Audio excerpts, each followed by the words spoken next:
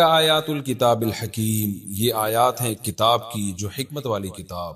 اکان للناس، کیا ہے لوگوں کے لیے، عجباً تعجب، ان اوحینا، اس بات میں کہ ہم نے وحی کی، الی رجل منہم، انہی میں سے ایک رجل، ایک مرد کی طرف، ایک انسان کی طرف. اور وہی کیا کی، ان انذر الناس، کے لوگوں کو ڈرا. انذر ینذر انذارن، ڈرانا. انذر آرڈر کا صیغہ ہے، اکرم کی طرح، ڈرا لوگوں کو. وبشر الذین آمنوا، اور جو ایمان لائیں ان کو خوشخبری سنا. کس بات کی خوشخبری، ان لہم، کہ بے شک ہے ان ایمان والوں کے لیے، قدم صدق عند ربہم، سچا بدلہ اپنے رب کے پاس. قدم کو کہتے ہیں، اس سے مراد آگے کی چیز، کیونکہ قدم کے ذریعے آپ آگے کو جاتے ہیں نا، تو جو چیز آگے ہوتی ہے اس کو بھی قدم کہا جاتا ہے. صدق کا لفظی ترجمہ ہے سچائی، لیکن یہ لفظ کسی اچھے کام، کوئی بھی اچھا کام ہو اس کے لیے بھی استعمال ہوتا ہے.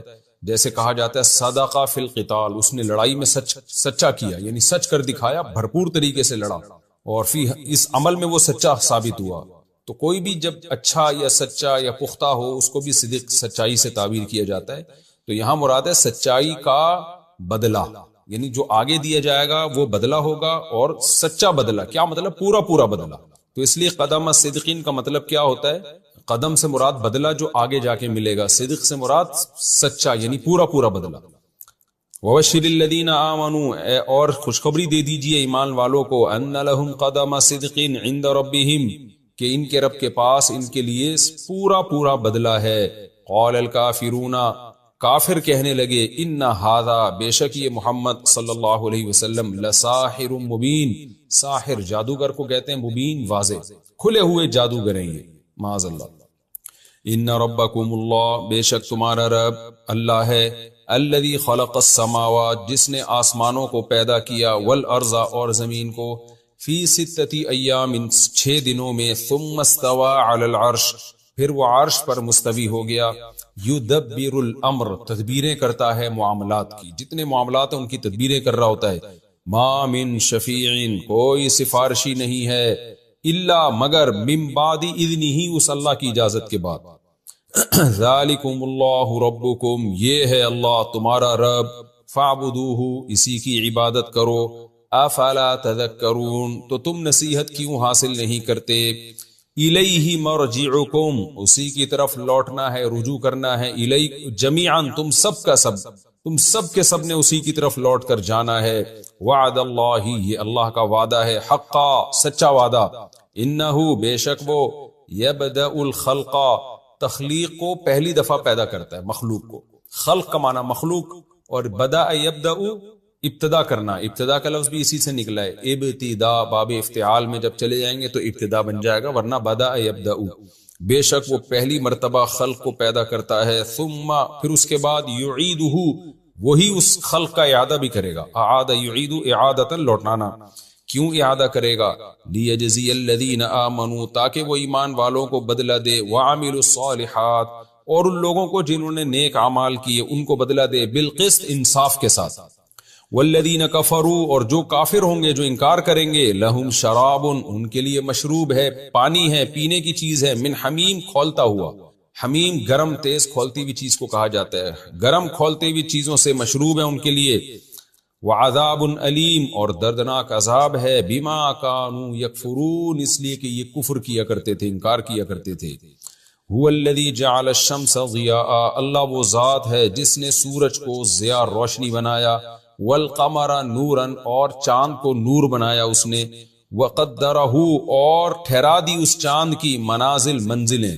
منزلیں کا مطلب اس نے، یعنی ایک دن میں کتنا سفر کرنا ہے اس نے، اس کو منزل سے تعبیر کیا گیا. یہ 1 گھنٹے میں کتنا سفر کرنا ہے، یعنی ہر چیز کو کیلکولیشن کر کے اس نے ایک ترتیب سے چلا دیا. منازل کا یہ مطلب ہے. منزل اصل میں کہتے ہیں جب آپ سفر کرتے ہو نا، تو آپ جہاں اسٹے کرتے ہو تو آپ کو پتا ہوتا ہے کہ میں اتنے کلومیٹر کے بعد اسٹے کروں گا، پھر اتنے کلومیٹر، ایک چیز کا پہلے سے اندازہ لگایا ہوا ہوتا ہے. تو چاند اسٹے نہیں کرتا کہ ایک اسٹیشن پہ رک جائے پھر دوسرے اسٹیشن میں، بلکہ مطلب یہ ہے کہ اس کی بھی منزلیں طے ہیں کہ ایک دن میں کتنا سفر کرنا ہے، 1 گھنٹے میں کتنا سفر کرنا ہے، اس کو منزلوں سے تعبیر کیا گیا. وقدرہ منازل، اور اس نے اس چاند کی منزلیں طے کر دی، لتعلموا، تاکہ تم جانو، عدد السنین، سن سال کو کہتے ہیں، سالوں کا حساب، سالوں کے تعداد جانو، والحساب، اور حساب و کتاب جانا کرو. ما خلق اللہ ذالک، نہیں پیدا کیا اللہ نے یہ سب کچھ، الا بالحق، مگر حق کے ساتھ۔ تفسیر میں اس کی ڈیٹیل آئے گی انشاءاللہ۔ یفصل الآیات، وہ اپنی آیات کو کھول کھول کے بیان کرتا ہے، لقوم یعلمون، ان لوگوں کے لیے جو جانتے ہیں۔ ان فی اختلاف اللیل والنہار، بے شک دن اور رات کے اختلاف میں، عدلنے بدلنے میں، آنے جانے میں، وما خلق اللہ، اور ان چیزوں میں جو اللہ نے پیدا کی ہیں، فی السماوات والارض، آسمانوں میں اور زمین میں، لآیات، بڑی بڑی نشانیاں ہیں، لقوم، ان لوگوں کے لیے، یتقون، جو اللہ سے ڈرتے ہیں۔ ان الذین لا یرجون لقاءنا، بے شک وہ لوگ جو امیدیں نہیں لگاتے ہماری ملاقات کی، ہماری ملاقات کی ان کو امید ہی نہیں ہے، وہ سمجھ رہے ہیں مر کے مٹی ہو کے ختم ہو جائیں گے۔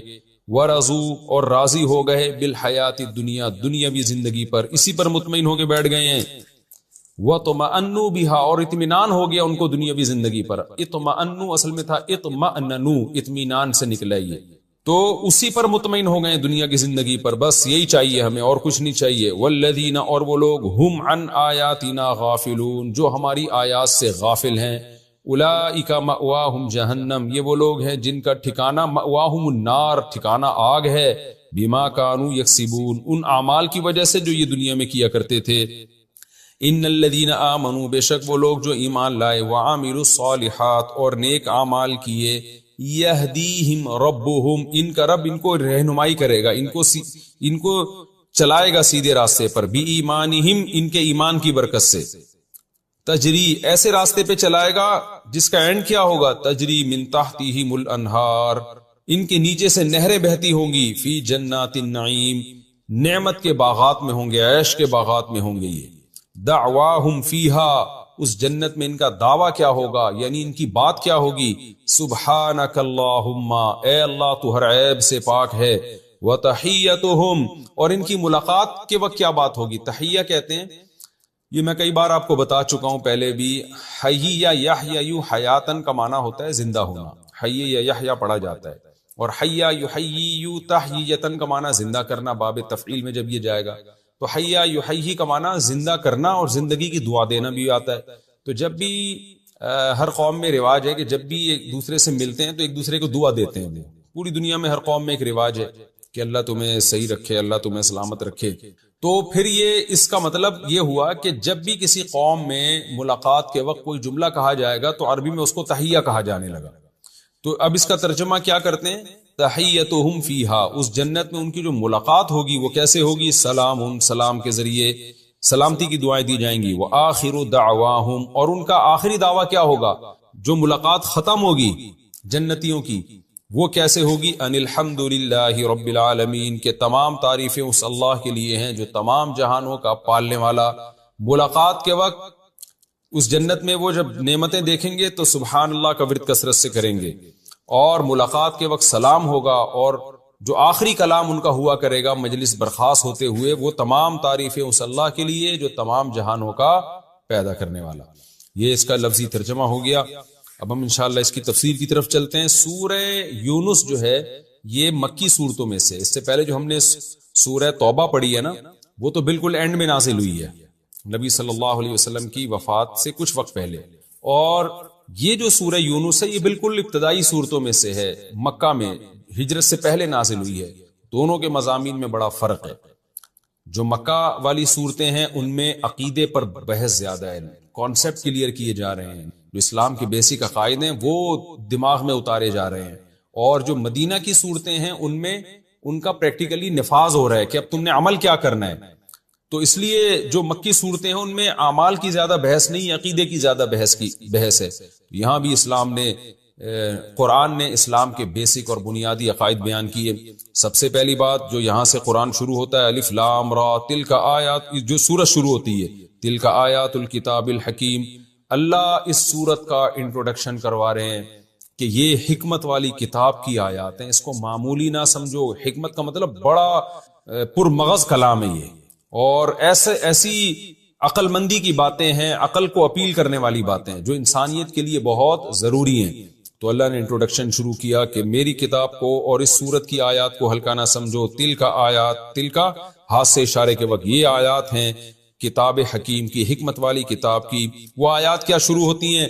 سب سے پہلے اللہ نے اپنے پیغمبر صلی اللہ علیہ وسلم کی رسالت کو ثابت کیا کہ دیکھو محمد صلی اللہ علیہ وسلم تمہیں دین کی طرف بلا رہے ہیں، نبی ہونے کا دعویٰ کیا تو لوگوں کو اس پہ تعجب ہو رہا ہے۔ وہ کیا تعجب ہے؟ اکان للناس عجبا، کیا لوگوں کو اس بات پہ عجب ہے، تعجب ہے، ان اوحینا الی رجل منہم، کہ ہم نے انہی میں سے ایک مرد کا انتخاب کر کے، ایک انسان کا انتخاب کر کے اس پر وحی نازل کرنا شروع کر دی۔ اس میں کون سی تعجب کی بات ہے؟ ہمیشہ سے پیغمبر انسانوں میں ہی آتے رہے ہیں، اور پھر ان کی تعلیمات کتنی اچھی ہیں، ان تعلیمات پہ تمہیں تعجب ہو رہا ہے۔ وہ تعلیمات کیا ہیں؟ ان انذر الناس، کے لوگوں کو ڈراؤ۔ کن لوگوں کو؟ برے لوگوں کو ڈراؤ جو برائی کرتے ہیں، ظلم کرتے ہیں، بیٹیوں کو زندہ دفن کرتے ہیں، شرک کرتے ہیں۔ وبشر الذین آمنوا، اور جو آپ کی باتوں پہ ایمان لائیں ان کو خوشخبری سناؤ اور ان کو بتاؤ ان لہم قدم صدق عند ربہم، کہ تمہارے رب کے پاس تمہارے عمل کا بہترین بدلہ ہے، جو اچھا عمل کرو گے اس کا بدلہ پاؤ گے۔ یہ اسلام کی بنیادی تعلیمات ہیں جو دنیا میں کسی کے پاس نہیں ہے۔ دنیا میں ہر قوم آخرت کا انکار کرتی ہے، ہر قوم آخرت کی منکر ہے۔ جو آخرت کے اقرار بھی کرتے ہیں تو وہ اس طریقے سے نہیں کہ جو نیچر کو اپیل کرے، جس میں ڈیٹیل ہو، معلومات ہو۔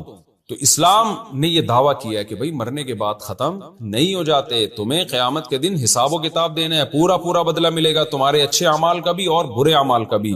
تو اللہ کہتے ہیں اس بات سے لوگوں کو تعجب ہو رہا ہے، حالانکہ یہ کوئی تعجب والی بات نہیں ہے۔ یہ تو پیغمبروں کا کام ہی یہی ہے کہ لوگوں کو جنت کے ذریعے موٹیویٹ کریں اور جہنم کے ذریعے ڈی موٹیویٹ کریں برے اعمال میں۔ تو لوگوں کو اس پہ تعجب ہو رہا ہے، اور تعجب یہاں تک پہنچا قال الکافرون، کافر کہنے لگے ان ھذا لساحر مبین، یہ جو ہے محمد صلی اللہ علیہ وسلم یہ جادوگر ہے کھلے ہوئے۔ کیونکہ جب یہ قرآن کی آیتیں پیش کرتے ہیں لوگوں کے دل پگھلنا شروع ہو جاتے ہیں، قرآن میں اتنی اٹریکشن ہے، لوگ مائل ہونا شروع ہو جاتے ہیں، تو یہ جادو ہے، یہ قرآن کی تعلیمات کی پاکیزگی نہیں ہے، اور یہ محمد صلی اللہ علیہ وسلم کے سچے ہونے کی دلیل نہیں ہے، یہ جو جادو ہے جس کے کرشمے یہ دکھا رہے ہیں۔ تو قرآن ایک شکایت کر رہا ہے کہ دیکھو ایسی پاکیزہ تعلیمات پہ کیا کہہ رہے ہیں کہ یہ جادوگر ہے۔ پھر اللہ کہتے ہیں ان ربکم اللہ، تمہارا رب وہ اللہ ہے، الذی خلق السماوات، جس نے آسمانوں کو بنایا۔ محمد صلی اللہ علیہ وسلم تو اس رب کی طرف تمہیں دعوت دے رہے ہیں، تم اس رب کو بھول گئے ہو۔ تو اس لیے اس توحید کی طرف اللہ آتے ہیں جو رسالت کا بنیادی مقصد ہے۔ رسالت کا بنیادی مقصد یہ نہیں کہ نبی لوگوں کو اپنا غلام بنائے، رسالت کا مقصد یہ ہے کہ مخلوق کی غلامی سے نکال کے اللہ کی غلامی میں لے کر آئے۔ تو اللہ کہہ رہے تمہارا رب وہ خدا ہے جس نے آسمانوں اور زمین کو بنایا، اس کے وجود پر بھی ایمان لاؤ اور اس کے ساتھ ان پتھروں کے بنے ہوئے بتوں کو شریک نہ کرو۔ اس لیے اللہ اپنا انٹروڈکشن کرواتے ہیں ان ربکم اللہ۔ اس میں ایتھیس لوگوں پہ بھی رد ہے جو کہتے ہیں کائنات خود بخود بن گئی۔ اللہ بتا رہے ہیں اتنے بڑے بڑے آسمان، زمین اور سورج اور چاند کا نظام جس کا آگے تذکرہ آ رہا ہے کیسے خود بخود بن سکتا ہے؟ ان ربکم اللہ، بے شک تمہارا رب وہ اللہ ہے، الذی خلق السماوات والارض، جس نے آسمانوں اور زمین کو بنایا، فی ستۃ ایام، 6 دنوں میں۔ 6 دنوں میں تمام آسمانی کتابوں میں ہے کہ اللہ نے آسمان اور زمین کو 6 دنوں میں بنایا۔ کیسے بنایا یہ اللہ ہی بہتر جانتا ہے۔ یہ بھی ممکن ہے کہ 6 دنوں میں یہ نقشہ وجود میں آ گیا اور پھر کروڑوں سال اس میں تصرف ہوتے رہے ہوں، کچھ بھی ہو سکتا ہے۔ اور بعض علماء نے یہ بھی لکھا ہے کہ یہ 6 دن بھی ہو سکتا ہے زمین کے 6 دن نہ ہو، یہ اللہ کے علم کے 6 دن ہو، جو جیسے قیامت میں ایک دن 50,000 سال کا ہوگا تو ہو سکتا ہے وہ والے 6 دن ہو، واللہ عالم۔ ہمیں اس کی ڈیٹیل معلوم نہیں ہے، قرآن نے ہمیں پہلے بتا دیا ہے کہ کچھ آیتیں ایسی ہیں جو محکمات میں سے ہیں، کچھ متشابہات میں سے ہیں۔ متشابہات کو اللہ کے سپرد کر دو۔ بہرحال اللہ کہتے ہیں میں نے 6 دنوں میں بنایا، کیسے یہ اللہ ہی جانتا ہے۔ ثم استوى على العرش، پھر وہ عرش پر مستوی ہوا، کما هو لائق بشانہ، جیسے کہ اس کی شان ہے۔ اس کی تفصیل بھی ہمیں معلوم نہیں ہے۔ یدبر الامر، وہ تمام معاملات کی تدبیریں کرتا ہے۔ ما من شفیع الا من بعد اذنی، کوئی سفارشی نہیں ہے مگر اللہ کی پرمیشن کے ساتھ۔ مشرکین مکہ یہ کہتے تھے کہ ہم اپنی مرضی کی زندگی گزاریں گے، اور جن بتوں کو ہم پوج رہے ہیں یہ بڑے بڑے بزرگوں کی مورتیاں ہیں۔ قیامت کے دن اگر قیامت واقع ہوئی اور جنت جہنم ہوا، جنت جہنم کا تصور صحیح ہوا، تو یہ بڑے بڑے بت جو ہیں جن پیروں کے نام پر ہیں وہ پیر ہمیں بخشوا دیں گے اللہ سے۔ تو اللہ نے کہا کہ کوئی اللہ کے ہاں سفارش نہیں کر سکتا مگر اللہ کی اجازت کے ساتھ۔ اللہ اجازت دے گا تو سفارش ہوگی، اور اللہ اجازت کن کو دے گا، کس کے لیے دے گا، یہ دوسرے مقام پہ اللہ نے بتا دیا۔ گڑبڑیں بھی خاندانی ہوتی ہیں بعض دفعہ، بہت اعلیٰ نسل کی گڑبڑیں۔ ایک بہت بڑی بدماشی گھروں میں یہ ہوتی ہے کہ بڑا بھائی اپنے باپ سے تمیز سے بات نہیں کرتا، لیکن جب چھوٹا اپنے بڑے بھائی سے بدتمیزی کرے تو بڑے بھائی کو بہت زیادہ غصہ آتا ہے. یہ بھی مارکیٹ میں ہول سیل کے حساب سے ہو رہا ہے. بڑے بھائی چھوٹے کو پتا ہے کہ میرے ابا جب میرے بڑے بھائی سے انکوائری کریں کہ کہاں سے آ رہا ہے تو بھائی کی پیشانی پہ کیا آتی ہیں؟ لکیریں.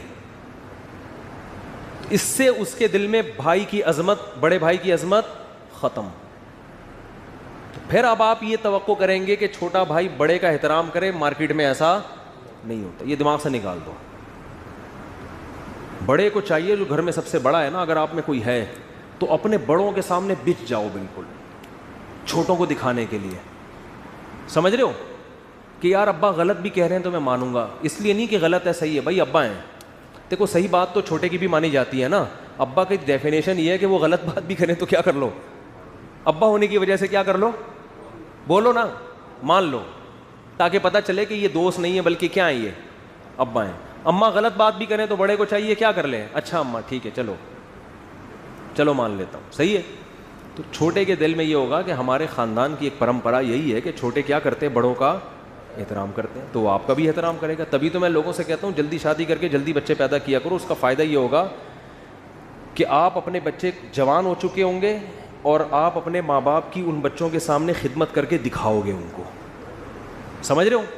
پہلے ایسا ہوتا تھا کہ آپ کے والدین آپ کی موجودگی میں آپ کے دادا دادی نانا نانی کی خدمت کرتے تھے، ان کی کڑوی کسیلی برداشت کرتے تھے، ان کے آرام کا خیال کرتے تھے، جس سے آپ کے بچوں کو یہ ذہن بنتا تھا کہ بھائی ماں باپ کو ایسے پالا جاتا ہے.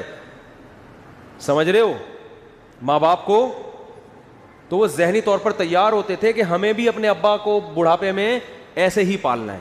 اب شادیاں اتنی دیر سے ہوتی ہیں کہ دادا بننے سے پہلے آپ کا انا للہ ہو چکا ہوتا ہے، اور آپ اپنے بچوں کے سامنے اپنے ماں باپ کی خدمت کے قابل رہتے. بچوں نے بہت تھوڑا ٹائم دیکھا ہوتا ہے، اس میں وہ اتنا سیکھتے نہیں ہیں. ہم نے اپنے خاندانوں میں دیکھا ہے اپنے بڑوں کو نا اپنے والدین کی بے تحاشا خدمت کرتے ہوئے دیکھا ہے ہم نے کہ ان کی کڑوی تھپڑ برداشت کر رہے ہیں. باپ نے جو ہے نا بھری محفل میں بیٹے کے چانٹا مار دیا کھینچ کے تھپڑ، بیٹا ایک لفظ نہیں کہہ رہا، تو بیٹے کو یہ احساس ہوگا نا کہ میرا ابا اپنے باپ کا ایسا احترام کرتا ہے تو مجھے بھی اپنے باپ کا ایسے ہی احترام کرنا. انہوں نے دیکھا ہی نہیں ہوتا کہ ماں باپ کی خدمت ہوتی کیا ہے، کتابوں سے تھوڑی پتہ چلتا ہے. اگر ہر چیز انسان کتابوں سے سیکھتا تو قرآن کہتا کہ نبی کتاب دے کے چلے جائیں، بس آپ کا کام پورا. قرآن کہہ رہا ہے وَيُعَلِّمُهُمُ الْكِتَابَ، نبی کتاب سکھائیں گے، عمل کر کے دکھائیں گے، ایسے چلنا ہے. اس پر سمجھ میں نہیں آ رہی میرا خیال ہے بات، بہت مشکل ہے عمل کر کے دکھانا پڑے گا. سخاوت پہ 100 بیانات کر لیں، بچے سخی نہیں بنیں گے. بچے سخی اس وقت بنیں گے جب باپ کو پیسہ لٹاتے ہوئے دیکھیں گے. وہ نہیں آ رہی یار، رہنے دو، ختم کرو بیان. آپ اپنے بچوں کو بٹھا کے سمجھاؤ کہ دیکھو بیٹا میں مر گیا، تو بیٹوں کو سمجھا رہے ہوتے نا میری بیٹیوں کا خیال کرنا، سمجھا رہے ہوتے ہو نا. یہ سمجھانے کی چندہ ضرورت نہیں ہے. آپ بچوں کے سامنے ان کی پھپھو کا خیال کرنا شروع کر دو. سناؤ بچوں کو تمہاری پھپھو بیمار ہے یار، تم نے بتایا بھی نہیں. مجھے یاد ہے میرے ایک استاذ تھے کیا ہیں، اللہ ان کی عمر میں برکت دے. ہم تو کالج سے نکل کے آئے نا مدرسے میں، ہم بھی ہمارے گھر میں بھی اپنے والد کا بڑا احترام تھا الحمدللہ، ہمارا خاندان میں رواج تھا، لیکن اتنا نہیں جتنا ہم نے علماء کے ہاں دیکھا. وہ تو بہت ہی زیادہ تھا. وہاں سے میں نے احترام سیکھا. حالانکہ ابا کے احترام پہ بیانات ہم نے ابا سے بھی بہت سنے ہوئے تھے ٹھیک ہے نا، اور اس کے علاوہ بھی بہشتی زیور پڑھی ہوئی کتاب بہت کچھ، لیکن نہیں تھا ہمیں.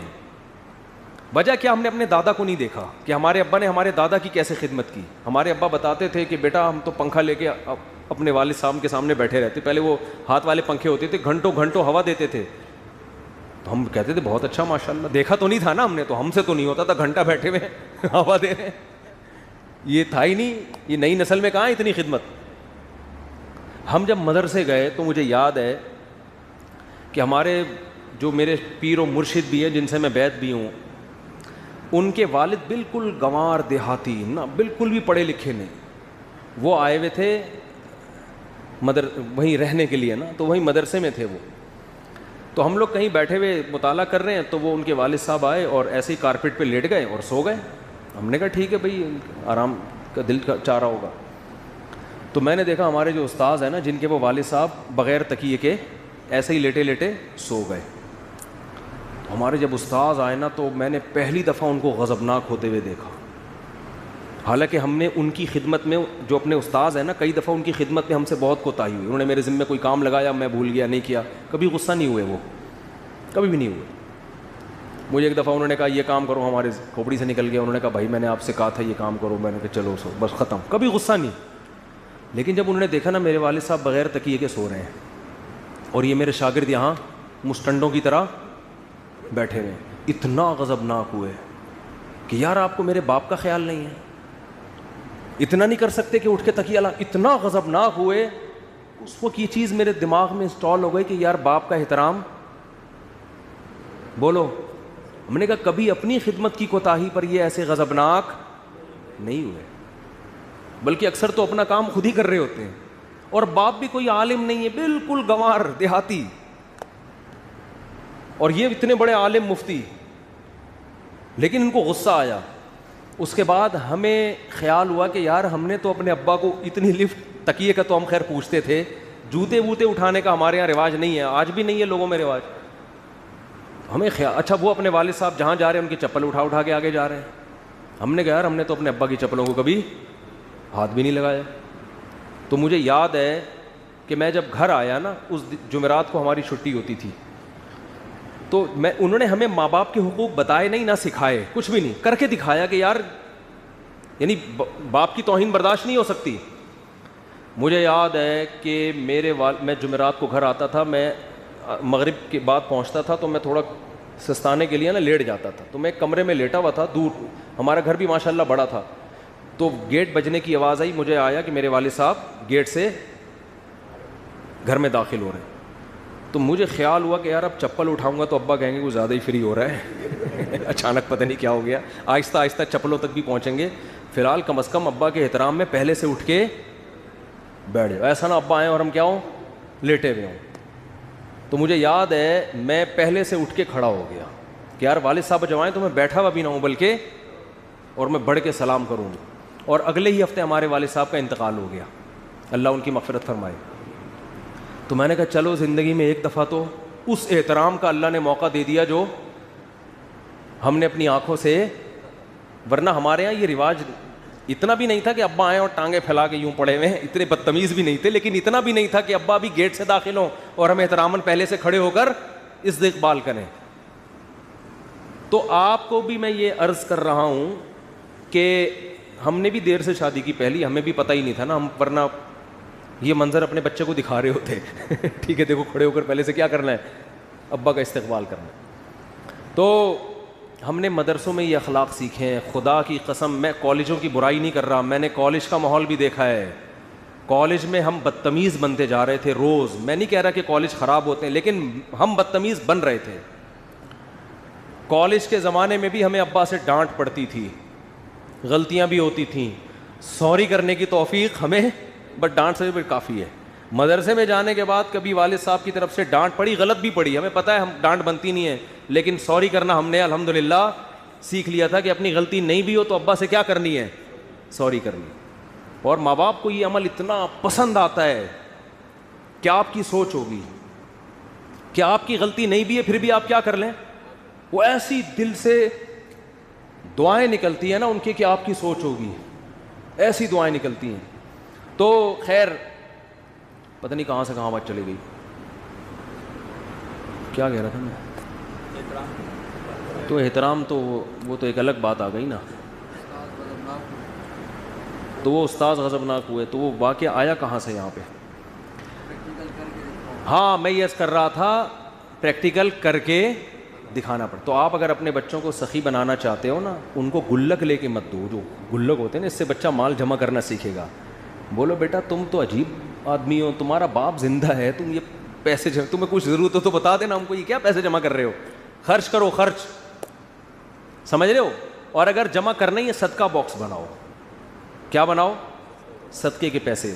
تو بچوں کو بچپن سے صدقہ کرنا سکھائیں, ان کے سامنے اپنی بہنوں کو ہدیے نذرانے بولو, ان کو دکھا دکھا کے بھی بھیجا کریں تاکہ وہ سیکھیں آپ سے. قرآن کہہ رہا ہے ہمارے جو نیک بندے ہیں چھپا کے بھی صدقہ کرتے ہیں اور علانیتاً بھی صدقہ کر, اور بالکل بے لوس ہو کے بہن بھائیوں پہ خرچ کیا کرو. اس سے آؤٹ پٹ نہ مانگو کہ یار میں جب خرچ کروں گا تو آگے سے پھر وہ پھر مجھ سے تمیز سے, وہ نہیں تمیز, وہ جیسی ان کی تمیز ہے نا وہ ویسی کی ویسی رہے گی. یا آپ امیدیں مت لگاؤ کہ ہم جناب وہ کریں گے تو پھر آگے وہ, بھائی ہم تو دے کے نیکی کر دریا میں ڈال, تمیز اللہ ان کو خود ہی سکھا دے گا انشاءاللہ آہستہ آہستہ. آپ نے اس کا ریٹرن نہیں مانگنا ان سے, سمجھتے ہو؟ تو اللہ کی غلامی میں خدا کی قسم بہت مزہ ہے. انسان باپ کا حق بھی کس کے لیے ادا کر رہا ہے؟ اللہ کے لیے. ماں کا حق بھی, بیوی کا بھی, بچوں کا بھی. ایک آدمی مجھے کہنے لگا یار میں مرنے والا ہوں, تو یعنی عمر میری زیادہ ہو گئی, تو میں سوچ رہا ہوں میری بیوی کے نام مکان کر کے مر جاؤں, پتہ نہیں بیچاری روڈ پہ ہی نہ آ جائے کہیں. لیکن مجھے ڈر ہے میں نے دے دیا تو آنکھیں ہی سر پہ نہ رکھ لے, ہے بھائی.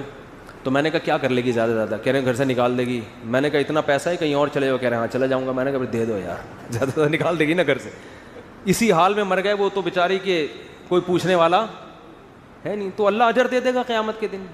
یا تو تمہارے پاس کوئی دوسری رہنے کی جگہ نہ ہوتی, پھر تم نکالتے, تم کہتے لو بھائی ہم کس پہ آ گئے, روڈ پہ. تمہارے کو اللہ نے اتنے وسائل دیے ہیں, کہیں اور چلے جانا, مسجد میں آ جانا, ادھر سو جانا. یہاں پہ گارڈ کا کمرہ ہے ہمارا, اس میں صرف کھٹمل کا پرابلم ہے, باقی کوئی پرابلم اس میں, لیکن وہ بھی کارپیٹ نکالا ہے تو سنا ہے کہ کھٹمل ختم ہو گئے اس. تو میں نے کہا لائف کو انجوائے کرو, اب دے دو بیچاری کو یار. ہاں جوانی میں تھوڑا منع کرتا ہوں کہ ابھی افورڈ نہیں کر سکے گا نا آدمی, ایک دم سے دے دیا پھر وہ آنکھیں یہاں رکھ لی, آپ کو گھر سے باہر نکال دیا. لیکن اگر اللہ نے وسائل دیے ہیں دے دو یار, اگر اللہ نے اتنے وسائل دیے ہیں دے دو. زیادہ زیادہ یہ ہوگا کہ تمہیں گھر سے نکال دے گی تو تمہارے پاس اور وسائل ہیں رہنے کے, وہاں رہ لو. لیکن اس کے پاس ایک ٹھکانہ اور نہیں نکالے گی تو سبحان اللہ, پھر تو اور اچھا ہے. اور خراب بھی ہو گئی تو تم نے ایک ذمہ داری کیا کر لی, تم اللہ کے لیے حقوق ادا کر رہے ہو نا, تو قیامت میں اس کا اجر تو ملے گا نا. تم نے جو نکاح کیا تھا تو عورت کی پوری زندگی کی ذمہ داری اپنے سر پہ لی تھی کہ نہیں لی تھی؟ تم قیامت میں اللہ سے کہہ سکتے ہو اللہ میں نے اس وعدے کو موت تک نبھایا ہے. کیا خاندانی اسٹائل ہوگا جب انسان اللہ کے سامنے کھڑا ہوگا, اے اللہ میرے ذمے کسی کا حق نہیں ہے, میں نے بچوں کے حقوق بھی, بیوی کے بھی, ماں باپ کے بھی ادا کیے, اب انہوں نے اگر میرا حق نہیں دیا تو یہ میرا ہیڈک نہیں ہے, یہ کس کا ہیڈک ہے؟ بولو ان کا. حدیث میں آتا ہے, بس ایک حدیث سنا کے بیان ختم کرتا ہوں. ایک صحابی نے کہا یا رسول اللہ میں اپنے بھائی سے اچھا سلوک کرتا ہوں مگر وہ پھر بھی بد کلامی کرتا ہے. تو آپ نے فرمایا اگر تم سچ کہہ رہے ہو تو حدیث کا مفہوم ہے تم تو جنت کما رہے ہو صلہ رحمی کر کے, اور وہ اپنے لیے جہنم کی آگ کے ٹکڑے جمع کر رہا ہے. تو ایسی عورت کو اللہ خود ہی انتقام لے لے گا اس سے.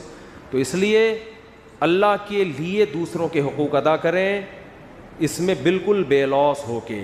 سمجھ رہے ہو؟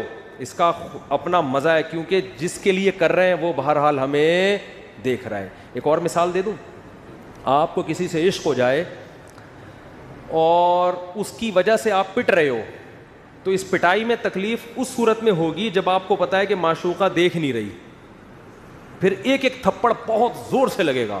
لیکن آپ کو پتا ہے جس کے لیے پٹ رہا ہوں وہ محبوب مجھے کھڑکی سے دیکھ رہا ہے, تو ہر تھپڑ میں مزہ آئے گا کہ نہیں آئے گا؟ کو پتا ہے میری ویلیو بڑھ رہی ہے کہ یار میرا عاشق میرے لیے اتنی قربانی دے رہا ہے, تو آپ کا دل چاہے گا اور رکھ رکھ کے مارو, ٹھیک ہے نا, اور رکھ رکھ کے مارو.